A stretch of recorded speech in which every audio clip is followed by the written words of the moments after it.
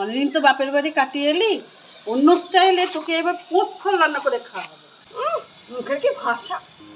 ডিম দিয়ে কখনো ফুল বানাতে পারবেন? হ্যাঁ, আজ আপনাদের জন্য ডিমের এমন একটি রেসিপি নিয়ে আসলাম যা হয়তো আপনারা কখনো চোখেও দেখেননি। আর এই ডিম ফুলের নতুনত্ব রেসিপি বানাতে প্রথমেই নিয়ে নিলাম আমার রান্নার সমস্ত উপকরণ।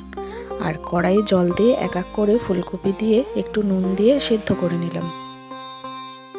পরে সেদ্ধ হওয়া ফুলকপিটাকে নামিয়ে নিয়ে একটা বাটিতে ভালো করে সর্ষের তেল মাখিয়ে তাতে ফুল দিয়ে তারপরেই ফাটিয়ে নিলাম ডিম।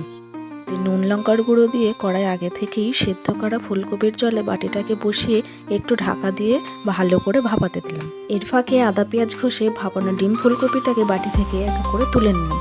আর কড়াইয়ে তেল দিয়ে তেজপাতা, গোটা গরম মশলা, জিরে দিয়ে প্রথমে পেঁয়াজটাকে ভালো করে ভেজে তাতে আদা, টমেটো, রসুন, কাঁচা লঙ্কা দিয়ে এবার এক এক করে মশলা দিলাম।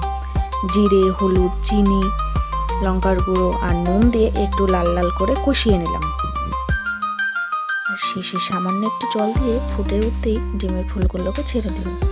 আর সবশেষে ভাজা মশলা দিয়ে নামিয়ে ফেললাম আজকের ডিম ফুলকপির রেসিপি। তবে আপনারা কোন রান্না দেখতে চান আমাদের থেকে এক্ষুনি কমেন্ট করে জানান।